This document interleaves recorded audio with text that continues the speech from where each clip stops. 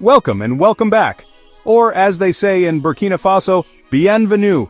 Though I'm still working on my more, so let's stick with English for now, shall we? It's a beautiful language, more. Sounds like you're constantly surprised and delighted. Today, we're diving deep into Burkina Faso, a nation of ambition and transformation. Under President Ibrahim Traoré, they're not just being honest, they're being incredibly ambitious. We're here for the re-headlines, the stories of change and progress. Hold my BISAP, we're building something incredible here. We're talking about a series of groundbreaking initiatives reshaping the nation's future. Seriously, like I'm gonna learn quantum physics this weekend, ambitious. Mega projects aren't just about shiny buildings, they're about transforming lives. And that's precisely the mission unfolding in Burkina Faso. We're talking about a series of groundbreaking initiatives reshaping the nation's future. It's like a national glow-up. But instead of new eyebrows or a fancy haircut, it's new infrastructure, new opportunities. And trust me, good infrastructure is way more impactful in the long run than even the most perfectly sculpted eyebrows.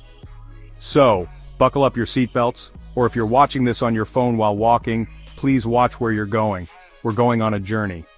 This isn't just a catalog of construction sites and budget allocations. It's a narrative of hope, a testament to resilience, and a story of a determined push for progress in a region that often faces more than its fair share of complex challenges. Think of it as Extreme Makeover Nation Edition, but with less dramatic crying from the host and more, well, actual sustainable development and long-term planning. We'll explore how these projects, spanning from boosting agriculture to harnessing renewable energy, from upgrading healthcare facilities to building digital infrastructure, are aiming to create a stronger, more self-sufficient and more prosperous Burkina Faso. It's a big deal, folks, a really big deal. Like finding out your quiet uncle was secretly a spy during the Cold War. Over the next little while, or maybe a long while, depending on how much I get carried away with my explanations, and I do get carried away, it's part of the charm, or so I'm told. We'll dissect these 10 key initiatives. We'll look at what they are, why they matter so profoundly, and the impact they're having, or at least the impact they are designed and aspiring to have on the ground. From tomatoes getting a 5-star processing facility that would make Italian nonnas jealous, to solar panels soaking up that famous, powerful Sahelian sun like it's their job, which technically it is, we're covering it all. So grab your notebooks or just your undivided attention span, because class is in session, and Professor Noah is here to guide you through the fascinating, ongoing transformation of Burkina Faso. Let's get into it, shall we?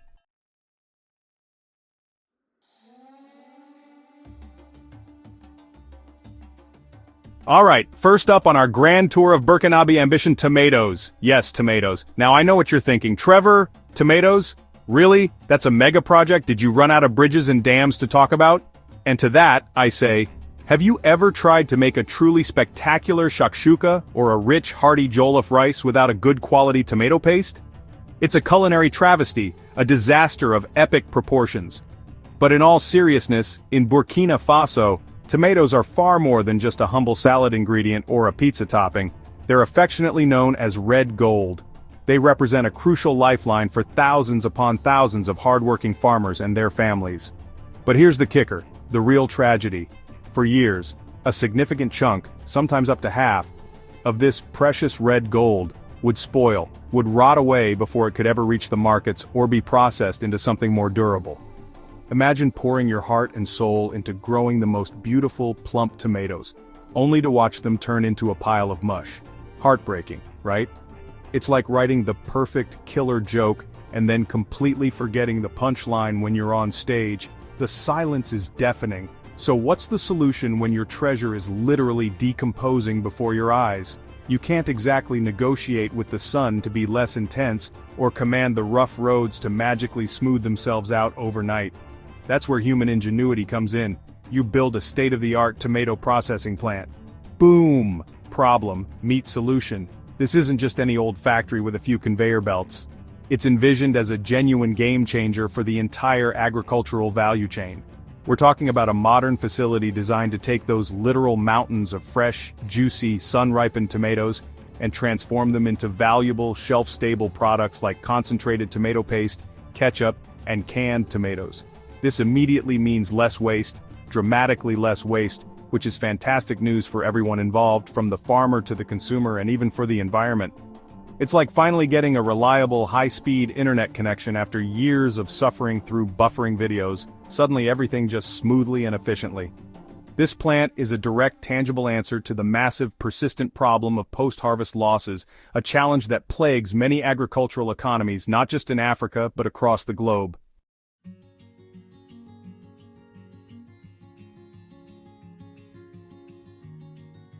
This tomato processing plant is a monumental shift for local farmers and job seekers.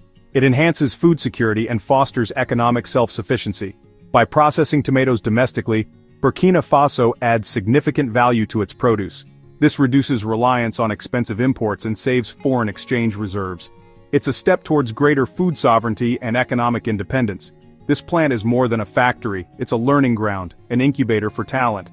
It's a powerful testament to the idea that African nations can move up the global value chain. So yes, it all starts with a humble tomato, but it leads to so much more empowerment, growth, and a sweeter future. Next up on our infrastructure safari, our journey through Burkina Faso's development drive roads. Roads. The often unsung, unglamorous, yet utterly indispensable heroes of any functioning economy. You might not think about them much until you hit a pothole so massive, it feels like it's trying to kidnap your car's axle. It's then you realize their true worth. In many parts of the world, the quality of the road network can be the determining factor between a thriving, connected community and an isolated, struggling one. Roads are the arteries and veins of a nation, carrying essential goods, people, ideas, and opportunities. Without good, reliable roads, everything else simply moves very, very slowly. Like trying to download a high-definition movie on an old dial-up internet connection. The frustration is real. President Traore's administration isn't just talking about improving connectivity. They're actively paving the drive for a more connected future. They've launched ambitious road construction, rehabilitation, and maintenance projects across the country. We're not just talking about patching up potholes, though that's important too. We're talking about laying down new stretches of tarmac, creating vital links to previously hard-to-reach areas, and upgrading existing routes. This is about laying down pathways to tangible progress and shared prosperity. Think of it as unblocking the economic arteries, allowing commerce and social interaction to flow freely. These aren't just random strips of asphalt. They are strategically vital corridors designed to unlock economic potential. For instance, consider the importance of constructing a new road linking Ouagadougou to other major hubs. Or improving routes that connect agricultural zones to urban markets and export corridors. See how it all starts to connect, how these projects are designed to be synergistic? It's like a game of dominoes. One strategic move sets off a chain reaction of positive impacts. These roads are carefully planned corridors designed to unlock economic potential, improve access to services, and bolster national security. The transformative impact of a new road in a rural community can be monumental. Farmers can get their produce to market faster, resulting in less spoilage and higher incomes. Children can get to school more easily and regularly, even during the rainy season. Sick or injured people can reach a clinic or hospital much faster, potentially saving lives. Local businesses can receive supplies and send out products more reliably and at lower cost. It reduces travel times, lowers transportation costs, and makes daily life less frustrating. It's like upgrading from a donkey to a pickup truck. The possibilities expand exponentially. These roads are far more than just infrastructure, they are genuine lifelines.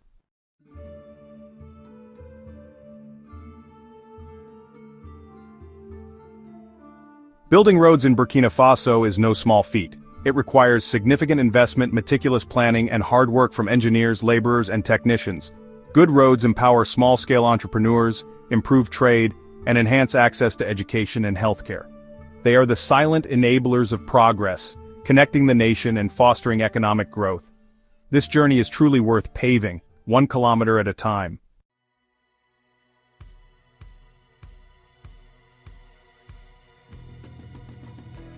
Alright, so picture this, Burkina Faso, right? Landlocked country in West Africa, beautiful people, rich culture, and one thing they have in absolute abundance: sunshine. The Yeleen solar power program was born to harness this abundant sunshine. Yeleen means light or sun in local languages, fitting perfectly. This is a national strategy to harness that free, unlimited power source. It's ambitious, smart, and about time the sun started contributing more. The Yeleen program is a serious undertaking, changing Burkina Faso's energy landscape. It's about taking control of their energy destiny, one solar panel at a time.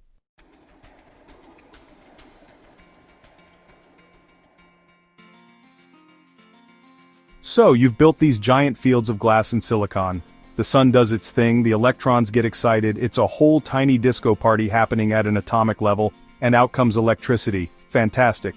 But what does this actually mean for the average person in Burkina Faso? Well, for starters, more reliable electricity.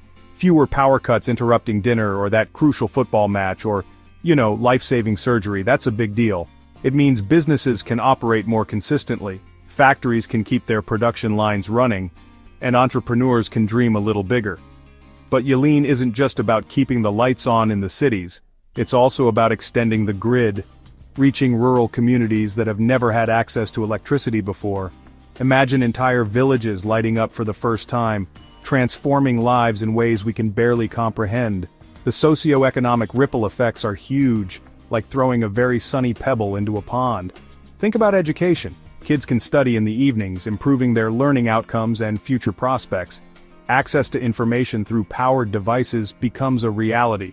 Healthcare improves too. Clinics and hospitals can operate more effectively with reliable power for lighting, refrigeration for vaccines, and medical equipment. Small businesses, the lifeblood of any economy, can flourish. Tailors can use electric sewing machines, welders can work longer hours, and shopkeepers can keep their goods refrigerated. It's about creating an enabling environment where people can thrive, not just survive. This isn't just about megawatts. It's about empowering communities and fostering economic growth from the ground up, powered by the very sun that shines down on everyone equally. And let's not forget our good old friend, Planet Earth, who's been sending us some pretty strong climate change-related DMs lately. The Yeleen program is a significant step towards a greener future for Burkina Faso. By shifting towards solar, the country is reducing its reliance on fossil fuels, which means cutting down on greenhouse gas emissions. This is not just good for Burkina Faso, it's good for the region and the world. It positions the country as a proactive player in the global fight against climate change, showing that developing nations can indeed leapfrog older, dirtier technologies and embrace sustainable solutions. It's like saying, we see your carbon footprint, and we raise you a solar panel farm. It's a powerful message of environmental stewardship and a commitment to a cleaner tomorrow. Take that, climate change. Looking ahead, the Yeleen program isn't a one-and-done deal, it's an ongoing journey. The vision is for solar power to become an increasingly dominant part of Burkina Faso's energy mix. This means plans for more solar plants, exploring new technologies like battery storage to ensure power supply even when the sun takes a break, which in Burkina Faso isn't that often, let's be real. Crucially, it's also about building local capacity, training Burkinabe engineers, technicians, and managers to design, build, operate, and maintain these solar facilities. This creates jobs, fosters innovation, and ensures the long-term sustainability of the program. The ultimate goal? A Burkina Faso that is not just energy secure, but a leader in renewable energy, a nation truly powered by the light, by Yeleen. It's a bright idea, with an even brighter future.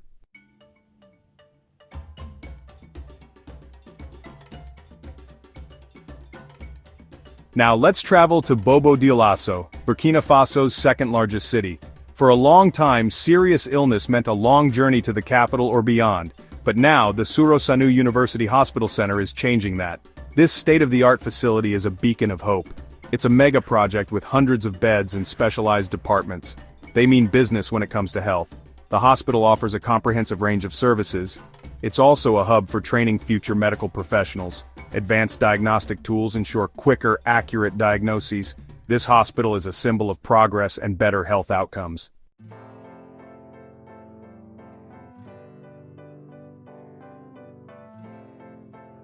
The Suro-Sanu University Hospital Center transforms healthcare access in Bobo Dioulasso and beyond.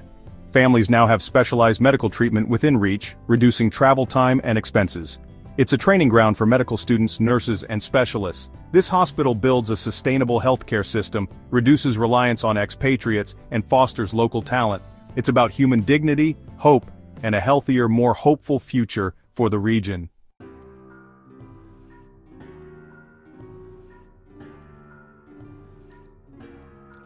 Let's talk about something fundamental: water. Specifically, clean drinking water for a rapidly growing capital city. Ouagadougou faced a looming water crisis. How do you quench the thirst of millions? Burkina Faso's answer was the Ziga Dam. Located on the Nkambi River, it was about engineering a lifeline, a monumental effort to secure its most precious resource. Think of it as the city's giant water bottle. The Ziga Dam was a true mega-project. Armies of workers, colossal equipment, tons of concrete. Building a dam of this magnitude isn't easy. They contended with the river's flow and logistical challenges. A long-term investment carefully planned and executed. It's a marvel of human capability. The Ziga Dam is an impressive structure. A large earth-filled dam creating a vast reservoir. This reservoir holds hundreds of millions of cubic meters of water. Imagine a swimming pool supplying a major city. That's the scale we're dealing with, collecting water during the rainy season for use in the dry season, ensuring a consistent supply even when the skies are clear. It's a buffer against drought, but building a giant lake is only half the battle. The primary purpose of the Ziga Dam is to supply drinking water to Ouagadougou. How does the water get from the dam to the city? Through a massive pipeline stretching over tens of kilometers. This isn't your average garden hose. It's a super-sized straw for a super-thirsty city. The water goes through sophisticated treatment plants, ensuring it's safe and clean to drink. The entire system represents a comprehensive solution to Ouagadougou's water woes, a carefully orchestrated symphony of engineering and public works.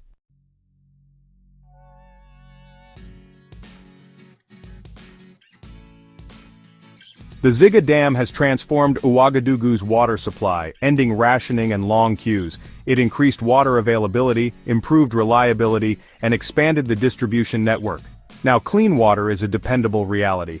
Beyond drinking water, Ziga supports agriculture, fisheries, and flood control. It's a cornerstone of Ouagadougou's development and resilience. The Ziga Dam is more than just concrete and water. It's an investment in the future. It's a big damn deal.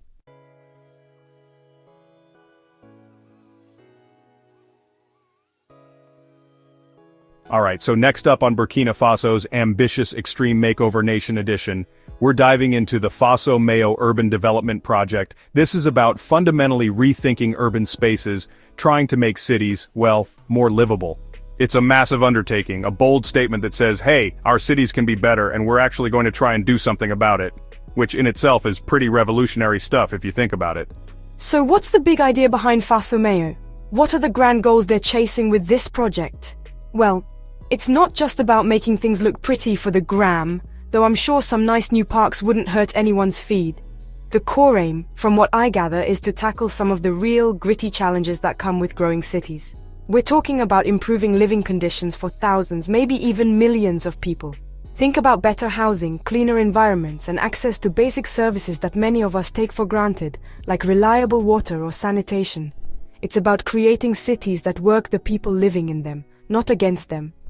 It's about laying a foundation for a more sustainable and, dare I say, more enjoyable urban experience. Imagine that. Now let's talk about the actual nuts and bolts, the key components of this Faso Mayo dream. What are they actually building? Are we talking shiny new skyscrapers that scrape the clouds? Or perhaps a network of super efficient monorails like you see in sci-fi movies? Probably a bit more down to earth than that, but still incredibly important.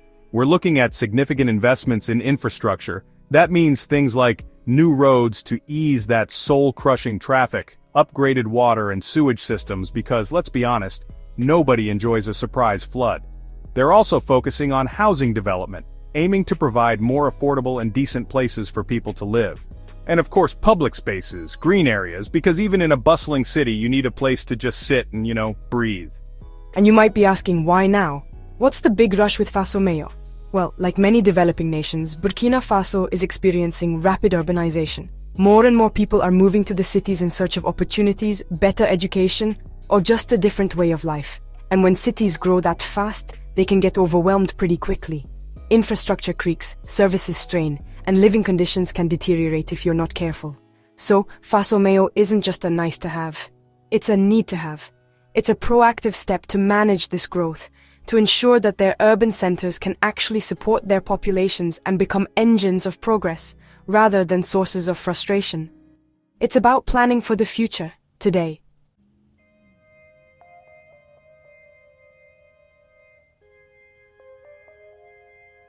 How does Faso Mayo impact daily life in Burkina Faso's cities? Beyond the noise and detours, the promise is better urban living conditions. Imagine shorter commutes, safe parks, and clean water. It's about making the urban environment more pleasant. Of course, there are challenges like construction disruptions. But the goal is a better quality of life for everyone. Here's hoping Faso Mayo delivers on its promise.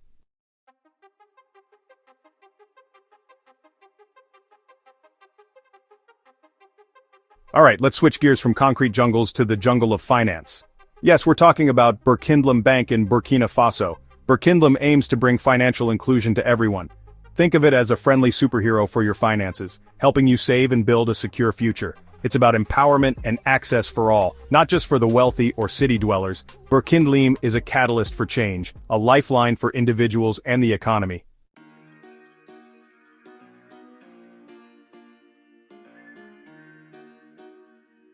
So, we've established that Burkina Bank wants to get more people banking. But how does that actually translate into economic development for Burkina Faso as a whole? It's not just about individual prosperity, though that's a huge part of it. When more people have access to financial services, it creates a ripple effect throughout the entire economy. Think about it. If a small farmer can get a loan to buy better fertilizer or irrigation equipment, they can increase their yield. That means more food, more income, and maybe even jobs for others in their community. If an entrepreneur can secure capital to expand their workshop, they can hire more people and produce more goods. It's like adding fuel to the economic engine. Of course, running a bank that's focused on financial inclusion in a developing economy isn't exactly a walk in the park. It's not like they can just open their doors and expect everyone to magically become a banking expert overnight. There are significant challenges. Building trust is a big one, especially if people have had negative experiences with financial institutions in the past, or if they're wary of formal systems. Then there's the issue of financial literacy, helping people understand how loans work, the importance of saving, how to manage their money effectively. And from the bank's perspective, there's the challenge of managing risk when lending to individuals or small businesses that may not have a long credit history or traditional collateral. It requires innovative approaches and a real commitment. But despite the challenges, the potential for success stories is enormous. Imagine a woman who was selling vegetables by the roadside who, with a small loan from Burkina, is now able to rent a proper stall in the market, increasing her sales and her family's income. Or a young tech graduate who gets seed funding to develop an app that solves a local problem, creating jobs and contributing to the digital economy. These aren't just feel-good anecdotes, they represent real economic empowerment. The hope is that Burkina will be able to share many such stories, showcasing how access to finance can unlock human potential and drive grassroots development. It's about turning small dreams into viable businesses and more stable livelihoods. Ultimately, Burkina Bank is more than just a place to stash your cash or get a loan. It's a strategic piece in Burkina Faso's larger puzzle of national development. By fostering financial inclusion, it aims to empower citizens, stimulate entrepreneurship, and contribute to a more robust and equitable economy. It's about creating a system where more people have the opportunity to participate in and benefit from economic growth. It's a long-term investment in the country's human capital, and if successful, the returns could be far greater than any interest rate. It's banking, yes, but it's banking with a purpose, trying to make sense of a brighter future for everyone. See what I did there? Sense? Okay, I'll stop.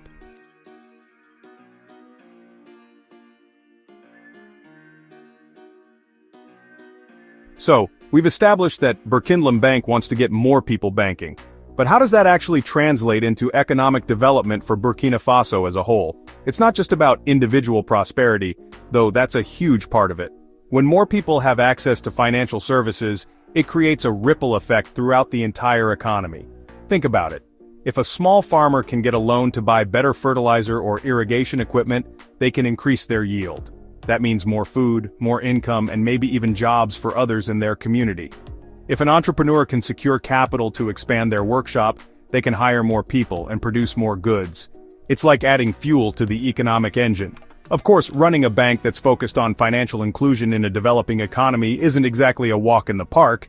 It's not like they can just open their doors and expect everyone to magically become a banking expert overnight. There are significant challenges. Building trust is a big one, especially if people have had negative experiences with financial institutions in the past, or if they're wary of formal systems. Then there's the issue of financial literacy, helping people understand how loans work, the importance of saving, how to manage their money effectively, and from the bank's perspective, there's the challenge of managing risk when lending to individuals or small businesses that may not have a long credit history or traditional collateral.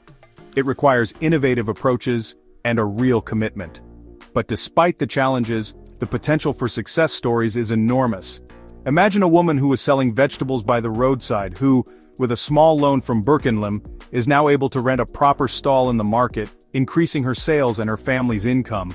Or a young tech graduate who gets seed funding to develop an app that solves a local problem, creating jobs and contributing to the digital economy.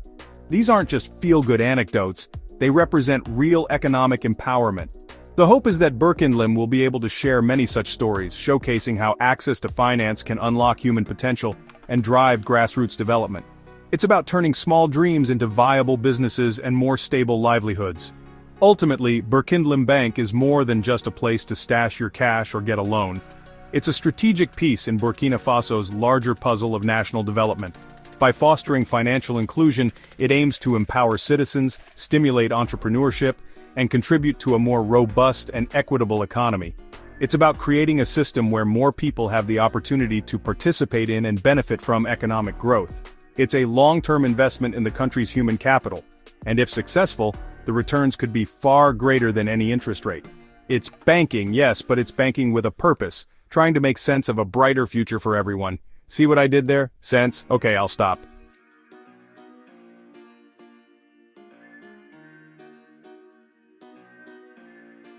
So, we've established that Burkina Bank wants to get more people banking. But how does that actually translate into economic development for Burkina Faso as a whole? It's not just about individual prosperity, though that's a huge part of it. When more people have access to financial services, it creates a ripple effect throughout the entire economy.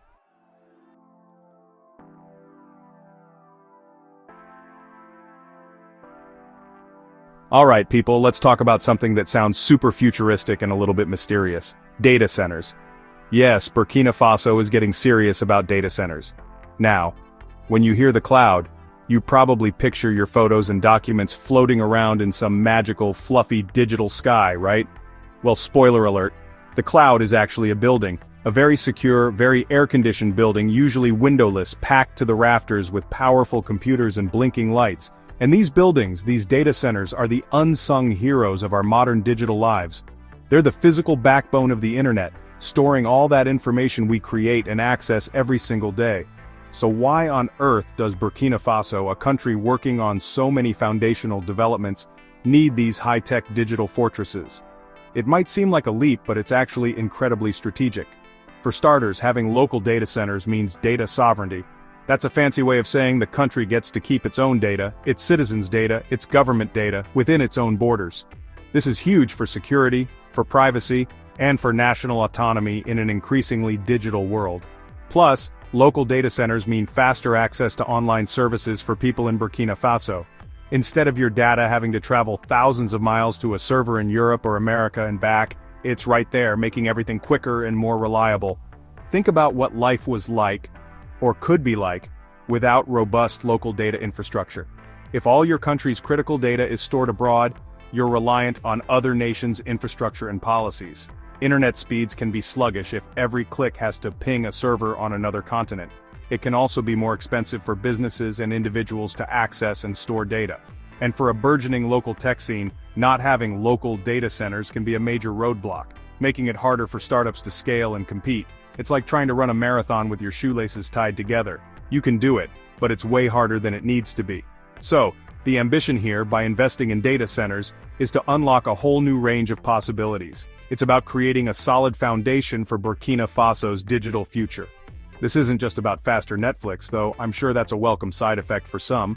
It's about enabling e-government services, supporting digital education, fostering innovation in the tech sector, and making it easier for businesses to operate online. It's a signal that Burkina Faso is serious about participating in the global digital economy, not just as a consumer, but as a creator and a hub. It's about building the digital roads and bridges for the 21st century.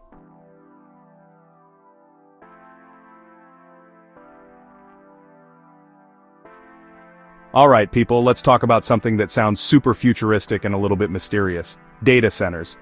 Yes, Burkina Faso is getting serious about data centers. Now, when you hear the cloud, you probably picture your photos and documents floating around in some magical, fluffy digital sky, right? Well, spoiler alert, the cloud is actually a building. A very secure, very air-conditioned building, usually windowless, packed to the rafters with powerful computers and blinking lights. And these buildings, these data centers, are the unsung heroes of our modern digital lives.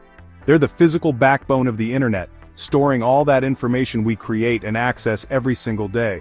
So why on earth does Burkina Faso, a country working on so many foundational developments, need these high-tech digital fortresses? It might seem like a leap, but it's actually incredibly strategic. For starters, having local data centers means data sovereignty. That's a fancy way of saying the country gets to keep its own data, its citizens' data, its government data, within its own borders. This is huge for security, for privacy, and for national autonomy in an increasingly digital world. Plus, local data centers mean faster access to online services for people in Burkina Faso. Instead of your data having to travel thousands of miles to a server in Europe or America and back, it's right there, making everything quicker and more reliable. Think about what life was like, or could be like, without robust local data infrastructure. If all your country's critical data is stored abroad, you're reliant on other nations' infrastructure and policies. Internet speeds can be sluggish if every click has to ping a server on another continent. It can also be more expensive for businesses and individuals to access and store data. And for a burgeoning local tech scene, not having local data centers can be a major roadblock, making it harder for startups to scale and compete. It's like trying to run a marathon with your shoelaces tied together. You can do it, but it's way harder than it needs to be. So, the ambition here, by investing in data centers, is to unlock a whole new range of possibilities. It's about creating a solid foundation for Burkina Faso's digital future. This isn't just about faster Netflix, though I'm sure that's a welcome side effect for some.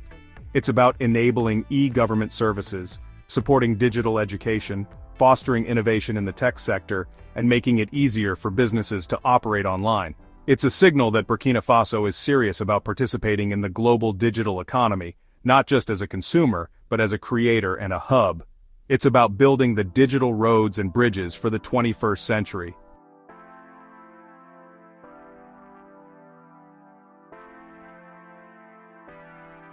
Alright people, let's talk about something that sounds super futuristic and a little bit mysterious.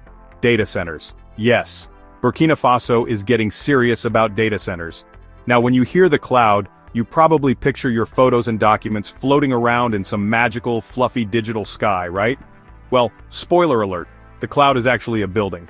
A very secure, very air-conditioned building, usually windowless, packed to the rafters with powerful computers and blinking lights. And these buildings, these data centers, are the unsung heroes of our modern digital lives. They're the physical backbone of the internet, storing all that information we create and access every single day. So, why on earth does Burkina Faso, a country working on so many foundational developments, need these high-tech digital fortresses? It might seem like a leap, but it's actually incredibly strategic. For starters, having local data centers means data sovereignty. That's a fancy way of saying the country gets to keep its own data, its citizens.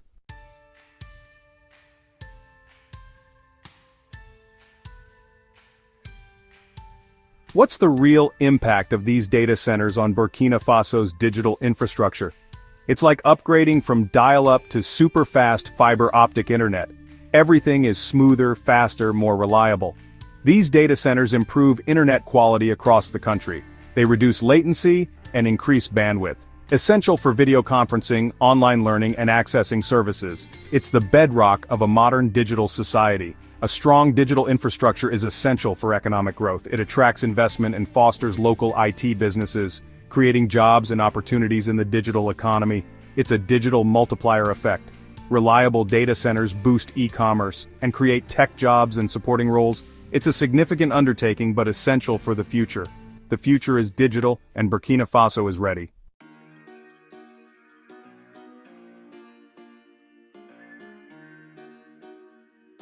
Picture this, you wake up, turn the tap, and water.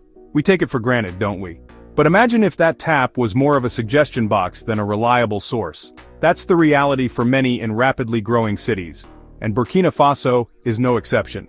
Their urban centers are booming, but it also means more people needing more water. It's about serious, large-scale infrastructure. Think new pipes, bigger treatment plants, smarter distribution networks. Without access to clean water, everything else grinds to a halt. The impact of these efforts is immediate and profound. This is nation building, one clean, safe, accessible drop at a time.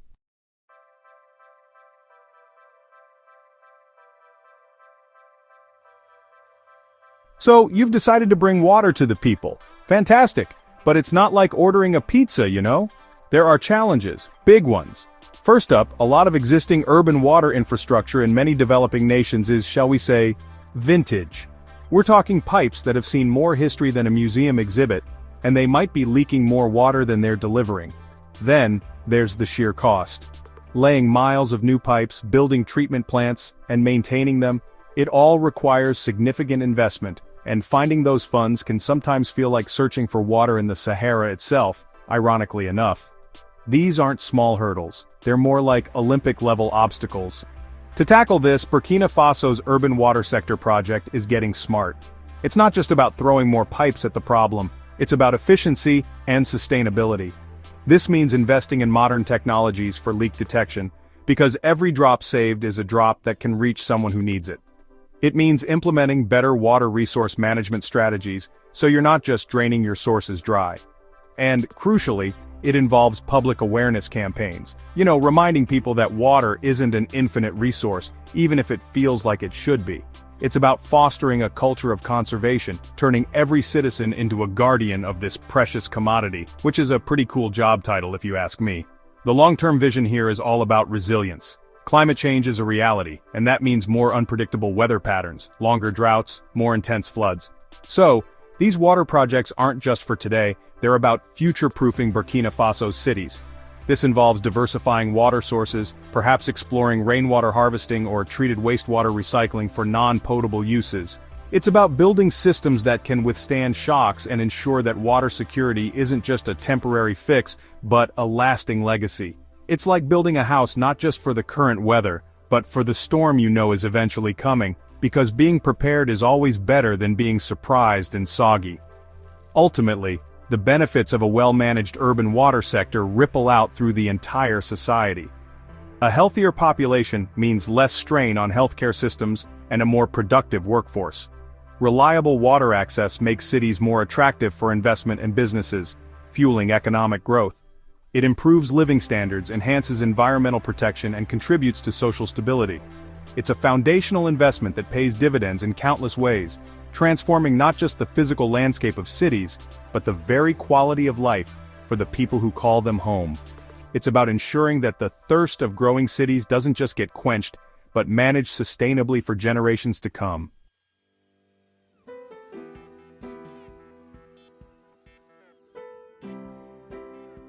Alright, let's talk about something that's a huge deal in many parts of Africa, including Burkina Faso livestock. We're talking cows, goats, sheep, chickens, the whole barnyard ensemble. Now, for many of us in big cities, livestock might just be something you see in a petting zoo or on your dinner plate. But in rural Burkina Faso, it's so much more. It's a cornerstone of the economy, a vital source of income for millions, and deeply woven into the cultural fabric. It's not just a job, it's a way of life, passed down through generations. Think of it as a savings account, an insurance policy, and a status symbol, all rolled into one, often furry package. So, when we talk about livestock sector development support, we're talking about programs designed to give this crucial sector a serious boost. This isn't just about making sure the cows are happy, though happy cows probably do give better milk, I'm just saying. It's about providing farmers with access to improved veterinary services. Because a healthy animal is a productive animal. It means introducing better breeding techniques to enhance the quality and resilience of herds. It involves training in modern animal husbandry practices and improving access to nutritious feed, especially when climate change makes traditional grazing lands less reliable. It's like giving these farmers a toolkit upgrade for the 21st century.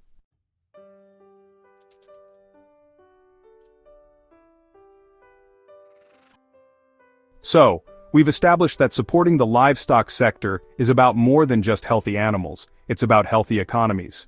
When farmers have access to better resources and techniques, the ripple effects are huge. We're talking about increased income for individual farming families.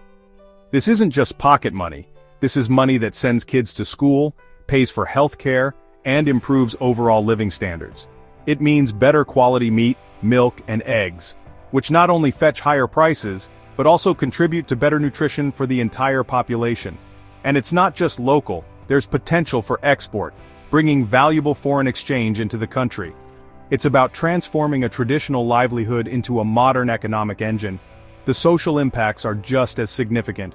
Improved livestock production directly contributes to food security. When local communities can produce more of their own food, they are less vulnerable to price shocks and global supply chain disruptions. Think about it, more milk for children, more protein in diets. This has a direct impact on health and development, especially for the young. Furthermore, a thriving rural economy, supported by a strong livestock sector, can help reduce the pressure for rural-urban migration. If people can earn a good living in their home communities, they're less likely to seek uncertain futures in overcrowded cities. It helps keep rural communities vibrant and strong. And don't think this is all old-school farming. Technology and innovation are playing an increasingly important role. This could mean mobile apps that connect farmers with veterinarians or provide information on market prices.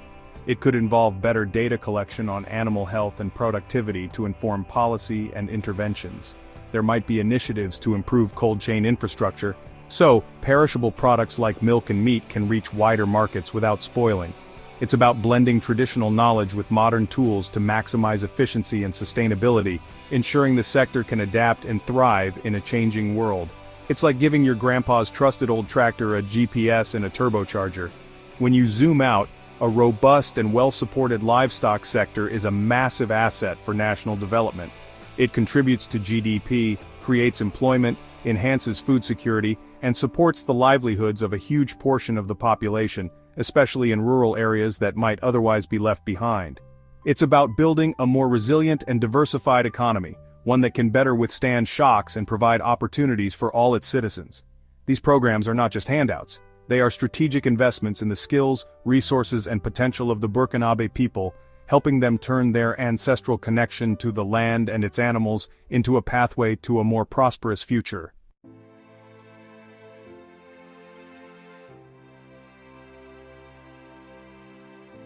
Well, there you have it. From tomato processing plants turning red gold into jobs, to new roads connecting the nation like never before, and solar farms soaking up that brilliant African sun to power the future. We've journeyed through Burkina Faso's ambitious quest to transform itself, looking at everything from state-of-the-art hospitals and life-giving dams to innovative urban development, new banks fostering financial inclusion, critical data centers, and vital projects ensuring clean water and supporting the age-old tradition of livestock farming. It's a testament to what can be achieved with vision, dedication, and a whole lot of hard work. It's pretty inspiring, isn't it? This journey, however, is far from over. These mega projects, these bold initiatives, they're not just static achievements to be ticked off a list. They are dynamic, evolving efforts that will continue to shape Burkina Faso for years, even decades to come. The true impact will unfold over time, as communities adapt, economies grow, and new generations benefit from the foundations being laid today. So while we've covered a lot, remember this is an ongoing story, a narrative of development and progress that deserves our continued attention. It's like watching a great series. You're definitely going to want to stay tuned for the next season because the plot is only getting thicker and more interesting. And that's where you come in. If you found this journey through Burkina Faso's transformative projects as fascinating as I have, if you've learned something new, or if you just appreciate the sheer audacity of a nation striving for a brighter future, then do us a little favor. Go ahead and hit that like button. It's like giving a virtual high five to progress. Share this video with your friends, your family, that one uncle who thinks he knows everything about global development. And of course, subscribe to Wandia Chronicles. We'll be bringing you more insightful content, more stories of change and innovation from around the world. Don't miss out, because ultimately, these stories matter. These aren't just abstract projects or statistics. They represent the hopes, dreams, and hard work of millions of people. They are about creating opportunities, improving lives, and building a more resilient and prosperous future for the nation of Burkina Faso. It's a powerful reminder that positive change is possible, even in the face of challenges. So thank you for joining us on this incredible exploration. Keep watching, keep learning, and keep supporting the stories that showcase the power of human endeavor to make a real difference. Until next time, stay curious and stay engaged.